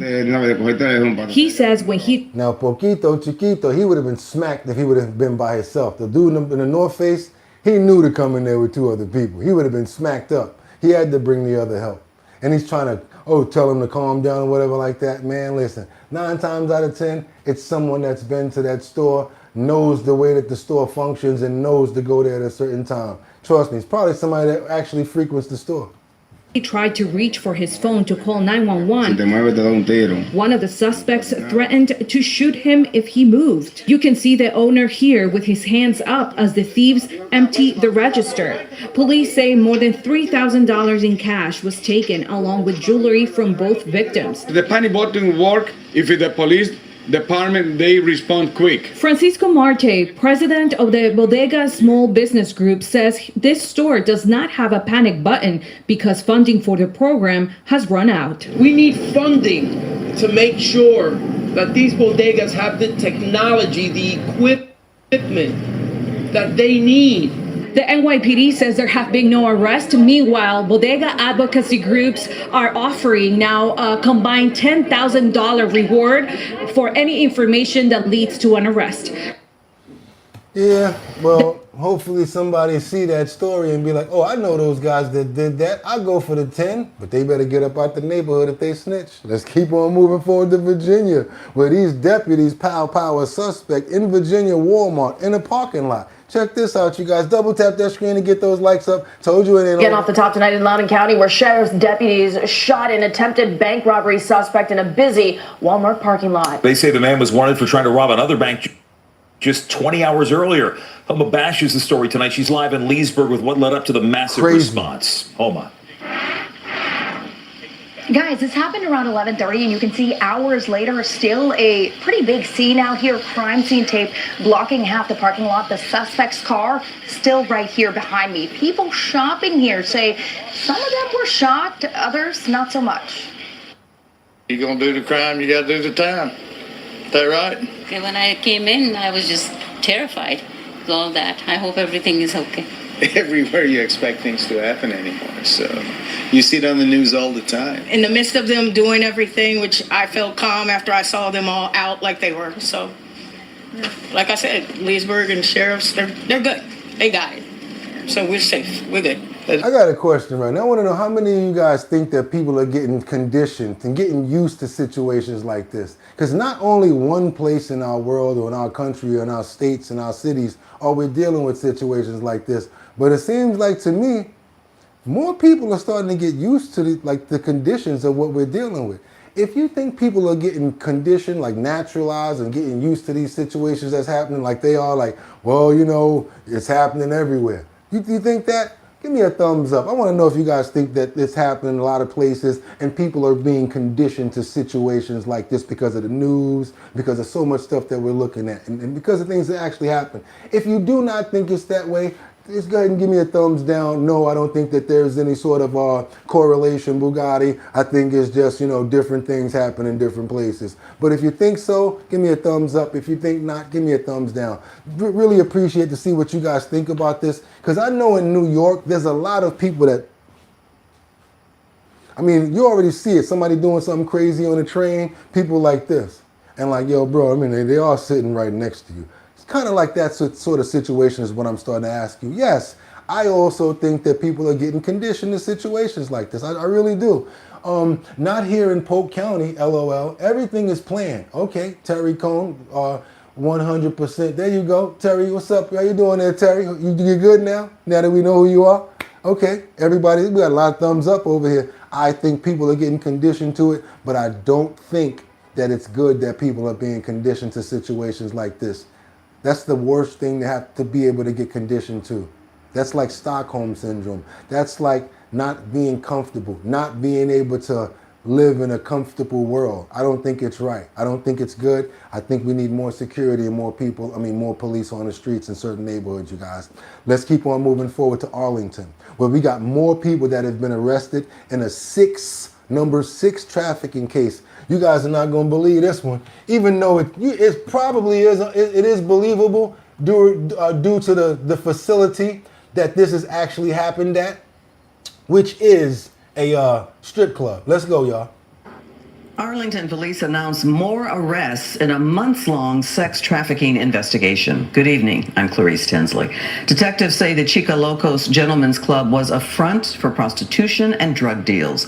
Fox Source Deanne Anglin is live with details. Deanne. Hi there, Clarice. Well, police say this adult entertainment business had a lot more going on than advertised. A multi-crime ring exposed. The Arlington strip club Chicas Locas, inside this nondescript gray building, is now linked with a larger criminal enterprise than first discovered, according to police. This was an extensive investigation. A lot of work went into this. The multi-agency undercover sting, Operation Safe Stage, announced 2 sex trafficking arrests in October. It has now cast a wider net. 5 more are charged. They identified several other individuals who were employees of the club, who were part of management, who were also involved in the prostitution that was taking place. The allegations include sex trafficking, prostitution, and drugs. So a lot of times, gentlemen, you might think that little Mexican girl or that little Hispanic lady is just like, just here doing it. No, probably got trills trafficked, and she's probably here against her will and in fear that her family back home is going to get harmed if she don't listen to these guys. Double tap that screen to get those likes up, because I really want to explain stuff like that. 4 of those individuals are management of the company and were engaged in the aggravated promotion of prostitution and organized crime. And 1 individual was the guy that was selling drugs at the location. Among the managers, 32-year-old Alan Salcido and 30-year-old Jonathan Rivera were arrested in November. In December, 37-year-old Frank Boudet and 27-year-old Trevor Brossette were taken into custody. 32-year-old Aaron Pettis, an alleged drug dealer at the club, was also arrested. Police have thus far identified at least a dozen women victims, who they say otherwise paraded as employees. Some of the individuals who were arrested were using force to force individuals to take place in activities against their will. We received information that these individuals who are employees of the club were engaged in these activities and that the money that they were earning was going back to the management. Now, in addition to these arrests, police say an effort involving its violations of local law could result in pulling the club's license, shutting it down permanently. That's the very latest line. Okay, you guys, we got to keep on moving forward. Do your boy a favor, like I always ask you. Come on now, double tap that screen. Let's get those likes up. Hit those 3 dots over there. That's going to make the likes come down. Go ahead and hit them. It makes more people come over and understand what's going on. I really want to try to delve into that situation because, again, a lot of these women, they probably look a certain way. Gentlemen go inside of a club and they say that they're going to get something. But if you really knew what these women were up against, I don't think you'd be having that much of a good time, especially when you know that they've been probably brought here against their own will and they've been trillsnafic. Just want to show some compassion for those people as well. Just double tap that screen to get those likes up, you guys. I want to follow up with a story that we've been following up from the first day of when it happened. That's right, that one clerk that went back to work for overtime at that CVS in Long Island. Well, yeah, for the robbery, credit card debt, decided to they decided that the motive for this was that there was a $25,000 debt that this person had, and he took it out on this clerk that worked at the CVS in Long Island. Let's get it from these guys and let's see what's going on over here. I'm sorry, in Pennsylvania. Let's go. Tonight. Matter of fact, no, that's not the one. It's Long Island. Let's go. It's right here. Sorry about that, guys. Robbery and credit card debt are now being cited as the motives behind the brutal Christmas Day murder of a CVS employee. As Carolyn Gussoff reports, the victim's family was in the Long Island courtroom for the suspect's appearance.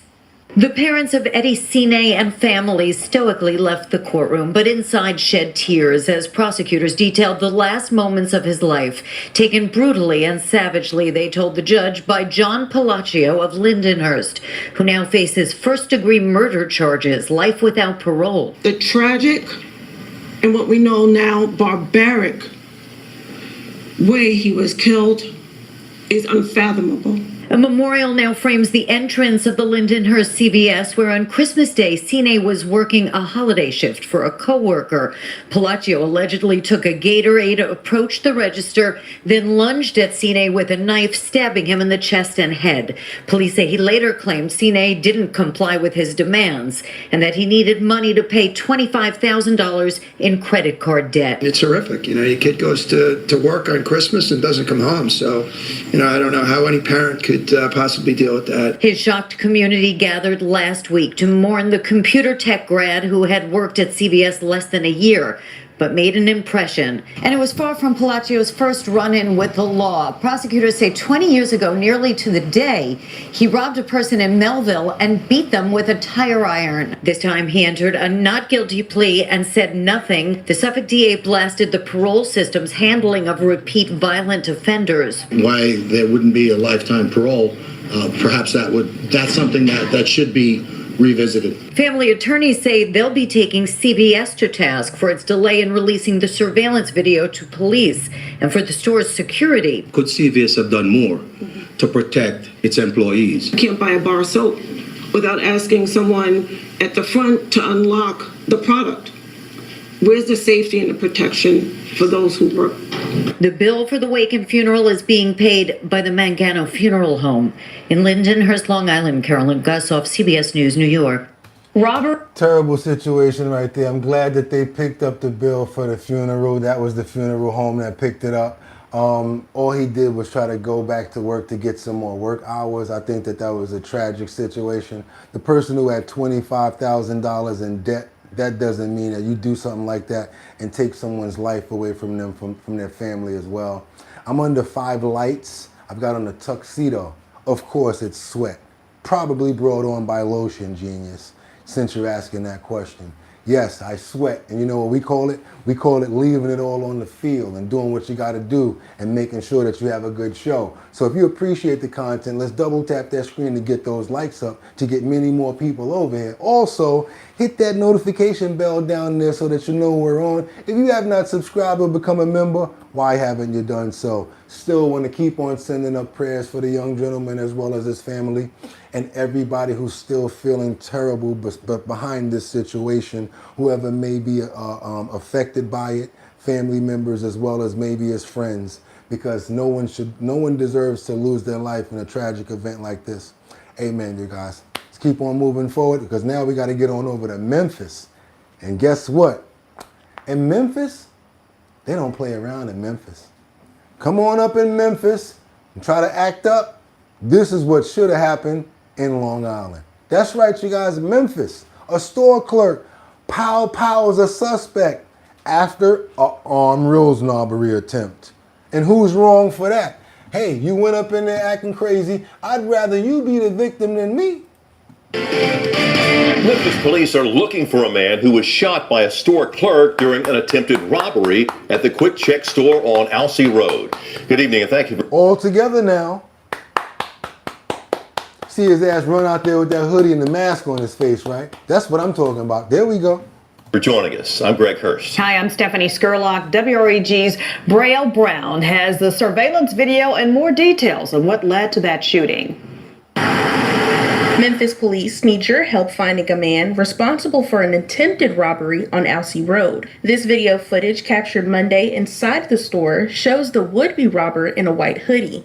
Police say the man frequents the convenience store, describing him as being between 5'2" and 5'5", and ranging between the ages of 18 and 22 years old. He was wearing dark bottoms and has a tattoo above one of his eyebrows. The video shows him walking into the store around 10 a.m., stepping up to the counter and attempting to draw a gun from his hoodie. Before the suspect could point the gun at the cashier, she shoots him from behind the counter. That's when the footage shows him bolting out of the store and running away. Our photographer caught the moment police arrived on scene, placing the cashier in handcuffs as they began to search the scene. Today I went to the store for I know she over there like, I don't know why the hell y'all put me in handcuffs. I'd rather it be him than me. You already see wasn't no food on these shelves in this store already. So we knew that he was coming to try to do something that didn't make no sense. He ain't had no chips. He ain't had no soda. He ain't have nothing in his hand. Coming to the register like that. He got exactly what he deserved. What do you guys think about that? Comment from the cashier who shot the suspect, but another clerk inside told me she was off for the day and is glad that she's safe. Anyone with information about this incident should call Crime Stoppers at 528-CAT. And like I said, they're not playing down in Memphis. You go ahead and keep on rolling around. Don't go in their crib. Check this out. Check this out. Don't try to get in their stores and do nothing stupid.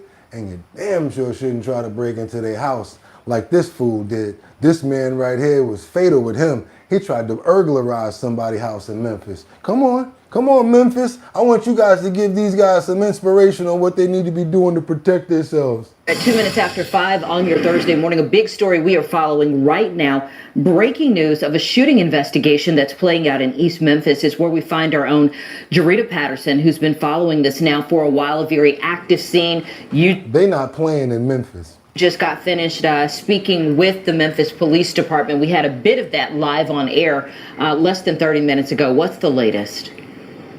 Yeah, sadly, it was a deadly start to this Thursday morning. Folks were in East Memphis, just off of Robin Hood by South Prescott and Rhodes Avenue by the... Fool, he live off of Robin Hood Avenue and you went over there trying to do something stupid? Okay. Way. And we have been told this started as a prowler in-call phone call happening in the 3 o'clock hour, so less than 2 hours in. And as you would imagine, the investigation is still very much in its infancy stage. Folks, we want to speak with, we have Colonel Carlos Davis here, but we also want to speak with Major Christopher Price, who's going to sort of walk us through what you were telling us just a few minutes ago. Good morning to you, gentlemen. What can you tell us about what happened here off of Robin Hood? Well, at this time, I only have preliminary information, but... Somebody said we don't play in the South, period. On today's date at 3:29 a.m., our officers responded to a shots fired call at 1225 Robin Hood Lane. Officers located one unknown male lying in the courtyard, suffering from several gunshot wounds. The officers attempted life-saving measures until Memphis Fire arrived on the scene and transported him to a local hospital. They probably was like, yeah, he back there in the yard. Yeah, he back there. I don't know if y'all gonna be able to save him, but he back there. And you were saying it was someone inside one of the units that fired at the person trying to get in. Yes, yes, that's what happened according to. Yo, somebody said he sounded like Cleveland Brown from the Family Guy. I'm trying to catch it so y'all can hear it, so to see if you're right about him, if he sounds like Cleveland Brown. Let's go, y'all. Do he sound like Cleveland? Victim, the homo. Are you still asking for anyone who may have video or anyone who may have seen something to sort of step forward? Anyone who saw anything or have any information about this particular scene can contact us at 528-CASH. That's 528-2677, and they may remain anonymous. Oh, so important information. Thank you. Thank you, Major Price. Incredible job. Thank you, Colonel Davis, as always. Folks, take another look at this scene with me. That's why I love y'all. Y'all talking about me. I'm just the co-host with that one. That was good right there. Somebody said he sounds like Cleveland Brown. And then when I let it go, it sounded just like Cleveland Brown. You guys are hilarious. Double tap that screen for yourselves and get a like over there. Delco police chief in administrative leave amid work hour dispute. She ain't even want to work. This one right here, y'all ain't gonna believe this one. They gave her a job as the police chief, not checking her background. And from what I'm seeing, it seemed like she kept on doing the same thing everywhere that she went. Check this one out. You guys ain't gonna believe this crap right here. I don't know why she didn't want to go to work, what was going on with her, but check this out. Delaware County Police Chief put on administrative leave because township officials say that she was not showing up to work enough. Collingdale Police Chief Shani Mitchell is off the job tonight, but her lawyer says her schedule has flexibility. Chris, it may be a new year, but here we are talking about another controversy for its police department again. That's right, Jason and Sheba. Police Chief Shanae Mitchell was hired as Collingdale's top cop under a cloud of controversy, and now, a little more than a year after she was sworn into the job, she's been placed on paid administrative leave. Womp, womp, womp. And our new Chief of Police, Shanae Mitchell. Now you tell me somebody that look like they don't want the job. She ain't even stand up. This was Shanae Mitchell days after she was sworn in as Collingdale's police chief in November of 2024. But tonight, the town's first female African-American chief is off the job, according to her attorney, placed on paid administrative leave for not adhering to her required 8 a.m. to 4 p.m. work schedule. She's up. So you mean I can't go to lunch at 12 o'clock and come back the next day? I mean, I was here since 8 o'clock this morning. Upset and she's hurt and, you know, she has health issues to deal with. Her attorney, Mark Schwartz, says Mitchell was told to leave her office at the Collingdale Police Department Tuesday morning. Sources say she was told to turn in her badge and gun. The reason, according to her attorney, complaints over not working enough hours. The same kind of complaints lodged against her at her prior job serving as chief of the Selinsgrove Police Department in Snyder County.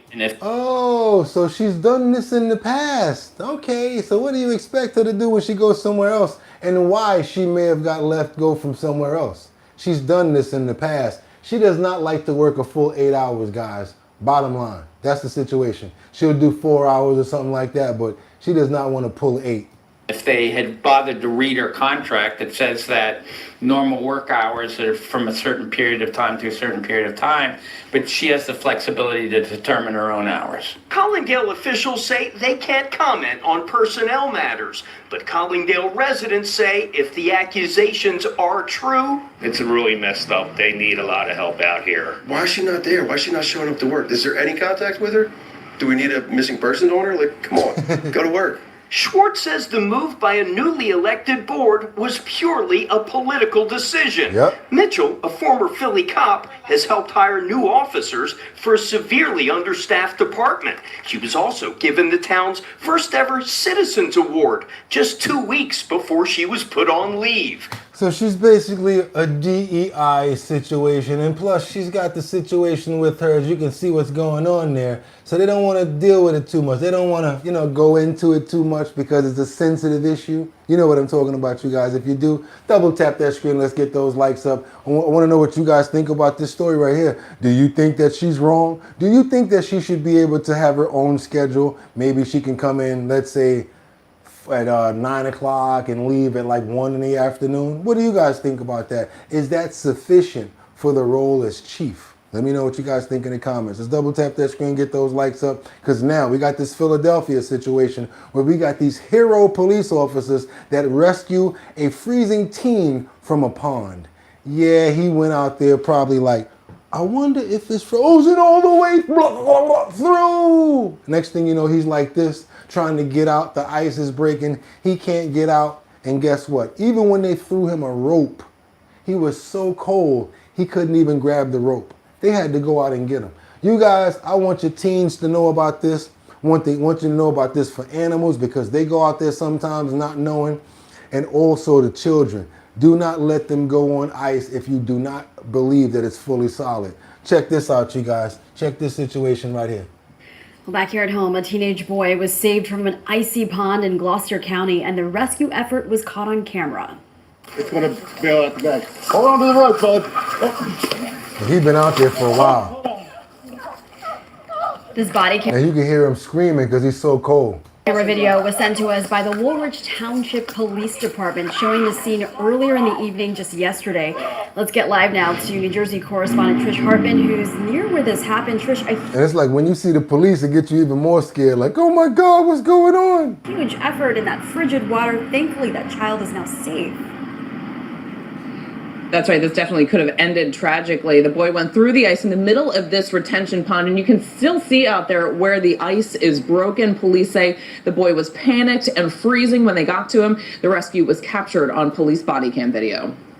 It's common sense, but a lot of kids don't know. They said, I'm already freezing.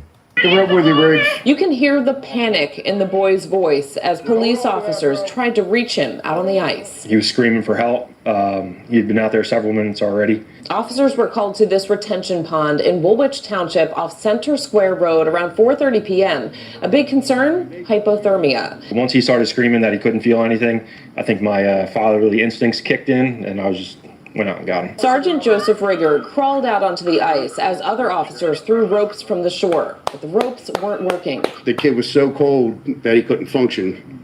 And he was screaming to us, I can't hold it, I can't hold it. And just as Sergeant Rigger reached the... Sometimes it happens, yo, your hands are so cold, you can't grab on no rope or nothing, like you're like this. Boy, the ice gave way. So I tried to reach for him to pull him up on the ice, and when I did that, we both went under. So then at that point, I could stand. I was probably just about to my shoulders. So I just started throwing him up on the ice and breaking my way back. Corporal Spithaler and another officer went in too, breaking the ice as they went to meet the sergeant halfway. Patrolling Scambia, and I just said, that's it, we're going in. Everyone made it to shore and got the team warmed up. The ice was only a few inches thick, they say, sending a winter warning to anyone thinking about venturing out. It's a lot of unknowns with ice. You don't know how cold it is or how thick it is. So my recommendation is to stay off. It's a scary situation. Now, the boy was taken to the hospital to be checked out. Police say he is expected to be fine. Now, neighboring Swedesboro also put out a warning today, urging people to stay off of the lakes. Even though they appear to be frozen, they are not safe to walk on or play on. We're live in Woolwich Township, New Jersey. Trish. You guys, I know it might look tempting. You might want to go get your ice skates and be outside like doing your figure eights and your, what they call that there. I don't think you should do it. Don't even do it, because then when you put them ice skates on there, you really got a chance of going down with that extra weight, cutting that ice, and boom, once you go through, you might have an issue. Let's double tap that screen to get those likes up. Let's go on over to Michigan, where this ring, that's right, not this ring, but a wedding ring. Can you believe this? You sit down and you go on one knee and you're asking your love, will you marry me? You open up the box and the ring pops out. And you're on a bridge and it gets inside of some snow. How in the world are you going to be able to? want you guys to see this story right here coming out of Michigan. You guys are not going to believe this. You're not going to believe this story right here. This couple right here, they were almost really in some big trouble. But check this out, what happened. And when I went to go get the ring out of the box, I looked down, like, not a good idea. And, yeah, I dropped the ring. I'm Danielle. And I am Trevor. Danielle kept sending me TikToks about the Sky Bridge. It was something that she really, really wanted to do, so I kind of just made it a surprise. It was a weekend away for just the two of us. Pulled into the resort, and she finally realized, she's like, oh, this is gonna be fun. I'm not a big heights guy, so this was solely for her. So we made it up the lift. We start walking across the bridge, and I stopped and told Danielle, I said, I'm gonna get a picture of us if you don't mind. And she said, okay. And I got down on one knee and asked her to marry me, and she said yes. And when I went to go get the ring out of the box, mind you, I'm shaking up, I looked down, like, not a good idea. And yeah, I dropped the ring. So we panicked for a minute. We looked at each other, we said, we gotta find it. They gave us the clearing to go down the hill. And we started searching for about 2.5 hours. And Pat had brought us a metal detector. With no luck, we didn't find it. And Pat had promised us, with the other two gentlemen that were with him, that they were going to find my ring. There was no ifs, ands, or buts about that. My name's Pat Harper, and I'm the snowmaking supervisor on night shift. I swung by my car and picked up, I have 2 metal detectors actually. But I took it up to the couple because they were up there searching. I did come back to find the couple had given up. That was probably 10 o'clock.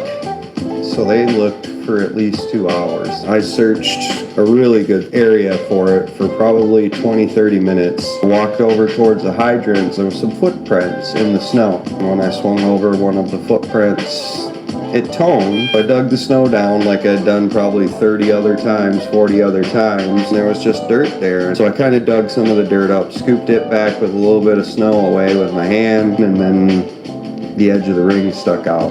And I kind of sat there for a minute, and I was like, there's no way you just found that. We had stayed in Petoskey, and we were packing up, and we're gonna head home to K Jewelers to get a new ring. And sure enough, you guys at Boyne were fantastic and found my ring. We showed back up to the resort. Trevor finally got to put it on my hand. I give big props and kudos to Pat for doing that for us, because he saved the day. He really did. It was an experience that we now have a story to tell of our engagement, and it's our story to share. We'll probably come back in the winter time to finish our journey across the bridge with the lights and enjoy the full experience that we cut short to find my ring.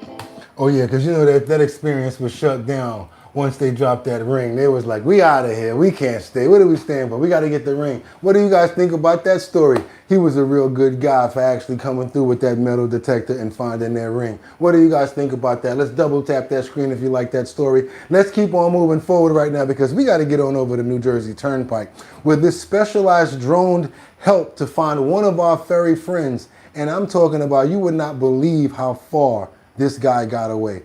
I'm talking about this dog.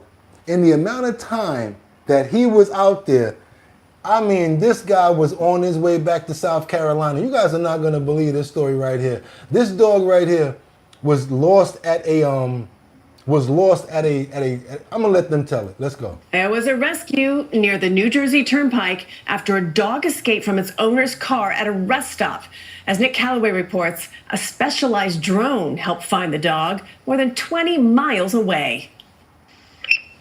This is video from the drone that launched Saturday night with one mission: find a 9-year-old dog named Abby. She was being transported to her forever home from an animal rescue in South Carolina when she got loose during a pit stop at a travel plaza along the New Jersey Turnpike. An AirTag tracked Abby's movements as she traveled miles up the turnpike from East Brunswick to Woodbridge. So I said, are you sure that's where she is? Because it's over 24 miles right now, 26 miles, I think it is. And she goes, no, they're tracking with the AirTag. I said, that's unbelievable. Michael Parziale with the USAR drone team used thermal imaging to find Abby in just a few minutes. Stop right there, officers. He coordinated with police and animal control so they could successfully catch the pup. They got her. They got her. our reward is seeing the smiles on everybody's face, especially the owners of their pet. I mean, we consider them family members. We are told Abby did suffer some injuries during her adventure along the turnpike. She's set to undergo surgery before eventually heading to her forever home. Abby got locked up, y'all. Abby got lost and didn't know what to do, so she just started running around. But we glad you got back home, Abby. Look how cute Abby is. Look at that face. Y'all know we love the animals over here, and we got to show them love. So we're so happy that Abby got back, and it's a good story that we could report to you guys. Amen. And if you trying to make some money, hit that link in the description so you guys can make up to $440. You'll make some money, and I'll make some money too. That's right. Go ahead and hit that link in the description. There's 2 surveys in there. That's how you do it. There's surveys. How am I going to make some money? Because I make sure that every day I put surveys inside of the description so that you guys can possibly make some money. And if you got your own business you're trying to promote, you can promote it with us, especially if you're a member or you're already subscribed. That's right. All you got to do is send your promos over to us, but they have to be in a 1080 by 1080 size frame in order to fit in the YouTube post notification area. That's right, you guys. Also, y'all know what I'm about to say right now, right? We got it coming up because we're already working on it, and we're always working on it, and we're always improving. That's right, the Show Your Talent search by myself and Big Drip Hard Punch. That's right, you guys. Show Your Talent search. Your boy Boogotti NYC. I will be hosting with my DJ Don Dada, formerly of Black Ink Crew. This is the talent show where you guys in Manhattan, Bronx, Brooklyn, Queens, and Staten Island have the chance to make up to $250 in your borough. If you win the grand finale, boom, you got a chance of winning $1,000. You guys see it right there. So we do every borough: Manhattan, Bronx, Brooklyn, Queens, Staten Island. Also, we're bringing it live to YouTube. So if you guys want to be a part of the talent show, all you got to do is hit that button right there and we'll bring you on live. You show your talent. Boom, if you win, you're getting $250. After we bring everybody together, 5 different locations, one person, one group is going to win that.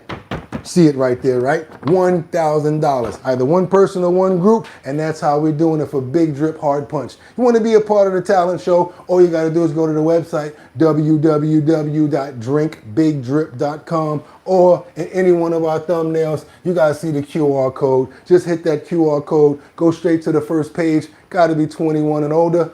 Put your email address in that link and you'll get updates on all the promos and everything we got going on. Show up, maybe you'll win, you'll see, and you'll get a chance to meet me, or we'll get a chance to see what your talent is. I'd love to know what it is. Okay, you guys, what's today? Friday. Give me all your money because I know you're just boom, boom, just got paid, boom, boom, Friday night, boom, boom, party hunting. That's right, it's sweat. That's right, because your boy is working. Just like Johnny Kemp used to do when he did this song. We got a bunch of lights over here. We got them over there. We got them over there. But like I told you guys, I like to leave it all on the field. Hopefully you guys appreciate all of the work that we put in over here. This is a good time right now to get your memberships in.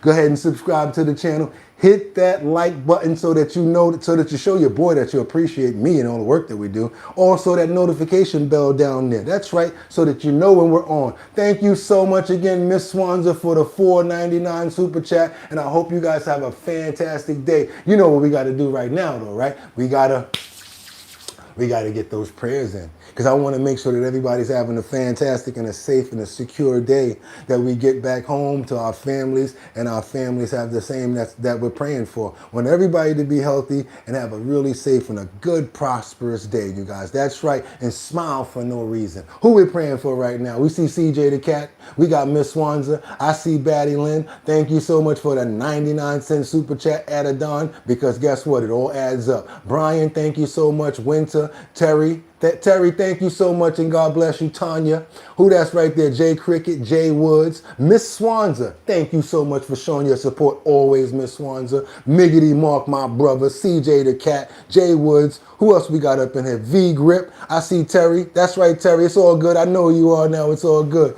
Who we got up in here? Jula, I see V Ray, Jay Woods, the 09 Hammer. Who else we got? Summer.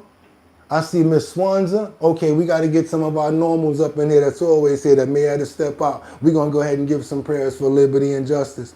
For Casey.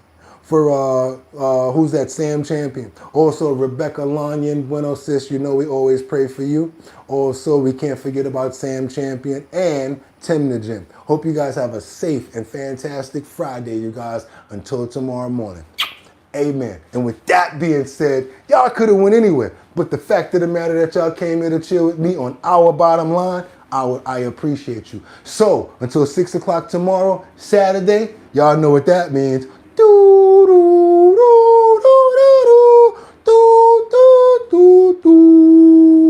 Damn you, I will see you tomorrow morning. Only thing I ain't got on is the lace front. Are y'all ready? Get him! Peace. 1.